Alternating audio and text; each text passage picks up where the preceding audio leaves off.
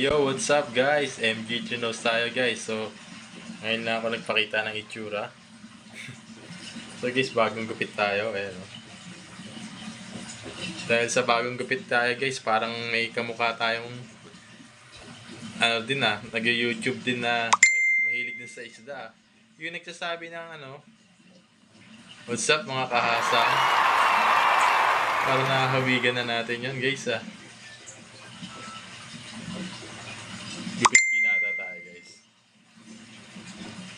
So guys, welcome to my vlog. So ano bang content natin ngayon guys? So ang content natin ngayon ay ito.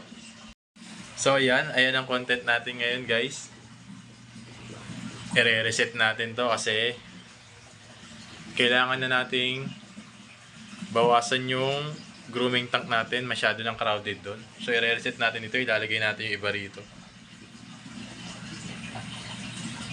So tatanggalin lang natin tong mga black lumot na yan, tapos i-water change natin, tapos dilipat na natin dito guys. Ayan. So dalawa na lang yung isda rito. So i-reset na natin to para mailipat dito yung ibang ginugroom. Iiwan lang natin to kasi bigay ito ng tropa. Ito naman yung breeding ko na si Bulag. Ayan, update kay Bulag. Kaya love ko rin yan, dyan lang yan siya. So simulan na natin guys, pero papakita ko muna yung isang tank ko sa taas. Tara, akit tayo. Ayan guys, nandito tayo sa taas. Papakita ko sa inyo yung tank ko na dapat kong bawasan kasi medyo crowded na talaga. Papakita ko sa inyo guys yung tank. So pakita ko muna sa inyo.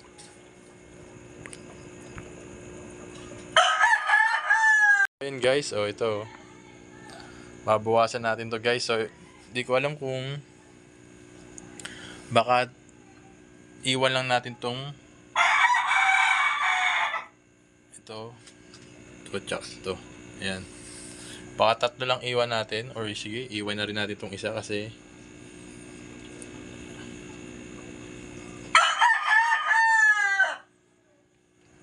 yan guys. Malapit na kasi ito submission nila. So malalaki na rin. Kaya gusto kong bawasan para ma-reach nila yung potential nila. At saka mag-grow pa sila. Medyo bumabagal na yung growth nila kasi crowded na. Kasi sa totoo lang guys, crowded to kasi ang gamit ko rito ay 50 gallon lang. Tapos ang laman nila ay 6. Maganda sana kung 2-3 lang pwede na. So ayan sila guys.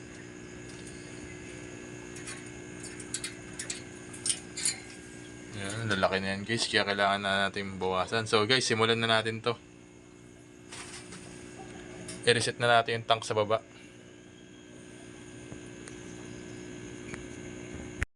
So yun guys, unahin natin i-scrub yung salamin.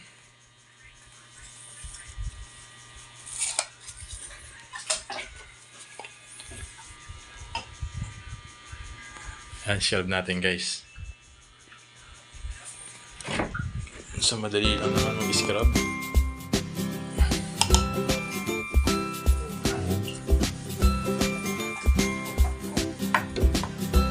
I-reset natin ito guys. Tapos water change natin to. Lipat na natin yung isda dito.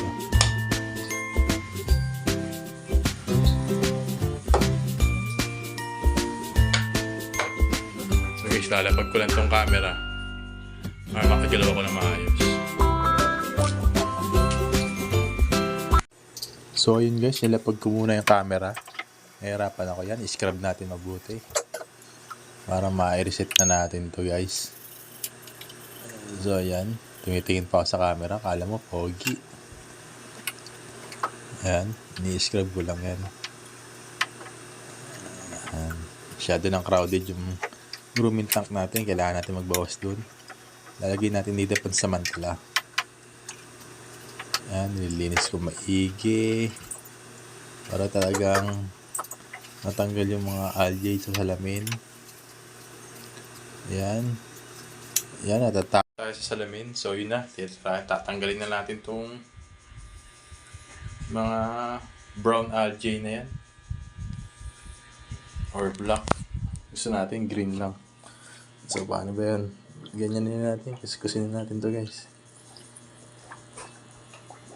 So yung mga green algae guys, pag gini-scrub mo yan, hindi masyadong mabilis matanggal yan. Kaya madali mo pang matatanggal yung brown algae, may iwan yung green algae. Yan, ito sobrang gagamitin natin itong Scotch-Brite.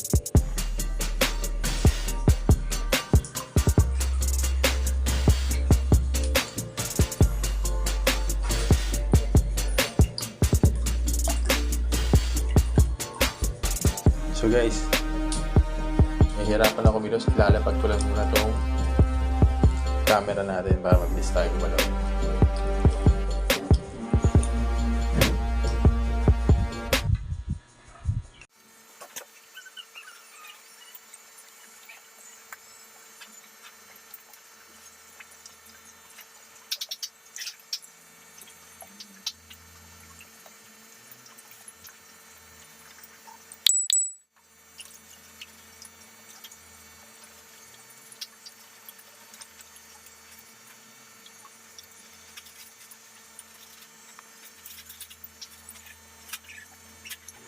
Ayan guys, pass forward naman natin para bumilis.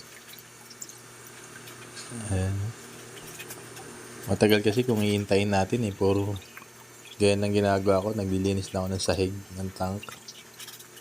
Ayan, lumabo na yung tubig kasi tinatry ko talaga tanggalin yung mga brown algae. Ayan. Diba? Mabilis matapos kapag naka-pass forward. So ayun guys, tapos na. Ayun nasaipo na natin to guys. Para mailipat na natin dito ibang goldfish natin.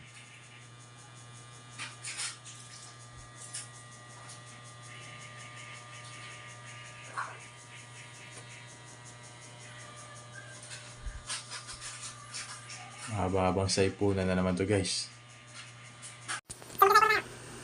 Ayun guys, nagkasaipo na tayo. Nilabag ko muna yung camera. So medyo nakapass forward lang to guys. So yan, talagang medyo matagal to kaya medyo shortcut na ng video kasi talagang pinapatiling ko yan para makuha ko talaga yung mga dumi, lumot na tinanggal natin kanina. Para iniiwasan kong bumaba sa sump to para hindi kagad magbara yung sump natin at magdumi. So ayan guys, likod ko lang nakikita. Kasi nasa sulok yan Yan, kailangan malinis na natin to dahil lalagay natin dito yung mga ginugroom natin na maliliit para lumuwag sa taas. Baka sakali malagdagan pa yung laki nila. So ayan guys, na-shortcut na natin yan. So papakita ko rin sa iyo ang finished product ng after mag-siphon. So yun na nga guys tapos na. Tayo mag-reset. So, dagdag na tayo ng tubig. Ayan para mailipat na natin. So, yun guys. Tapon muna natin to. Tapos, sasalin na natin dyan ng tubig. Bali ako guys, rekta lang ako sa gripo. Deep well naman kasi yung ginagamit namin dito guys. Ayan. Malilito na nga ako dyan Ayan guys, basta kada isang timba naglalagay ko ng 2 tablespoon ng hindi naman puno, saktuhan lang asin, rock salt guys, non-iodized sasalin lang ako yan. Ayan, salin, kuha,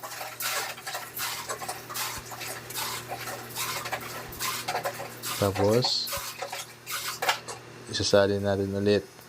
So pass forward na uli natin to guys para malaman natin kung maayos. So ayun na nga guys, ayun na tapos na natin reset. So patatakboy na natin yung system, tapos ililipat na natin yung ililipatan dito. Papakita ko sa inyo guys. So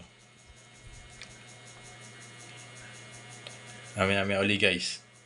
update ko kayo. Guys, so lipat na natin. Ito lang gagamitin natin, timba. Let's go, lipat na natin guys. So yun guys, ililipat natin yun. Yung maliit na yan, yung blue base na yan, at itong Clash of line na AMAC line. Yan, lipat natin muna dun.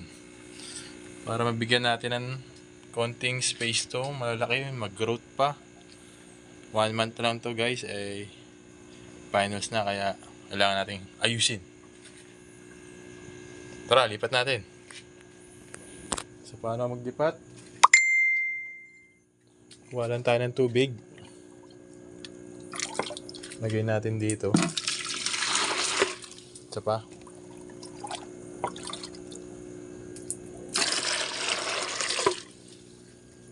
Ayan, suliin na natin sila guys. Ayan. Unahin na natin itong AMAC ko na malaki. Mabilis.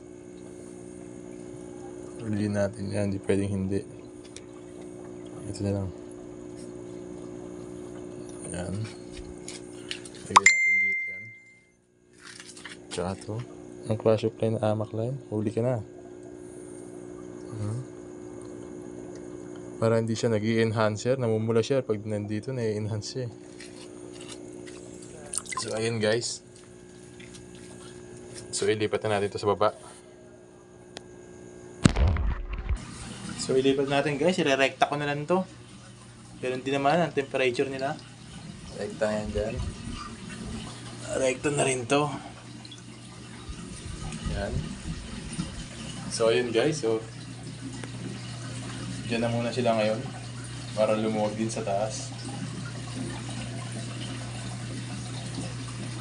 Para maiba ko na rin pagkain ito. Hindi yung may enhancer para hindi siya mamula. Mangitim lang siya. So ayun na guys. Nandito na si Clash of Line. At si War of the Groomers 2. Nandito na sila, si Bronze tsaka si Blue Base. Ayan guys. So ganun lang guys. Maluwag na sa taas. So i-water change ko naman yun guys. So hanggang dito na lang tong video ko na to guys. Guys, tapos na tayo. Maraming salamat sa panonood. So talagang kamukha ko siya na parang nakakamukha siya. What's up mga kahasang? Joke lang guys ha. So guys, hanggang dito lang. So maraming salamat sa panonood. Happy fish keeping guys. Tsaka see you to my next vlog. So MG3 is out. Bye bye.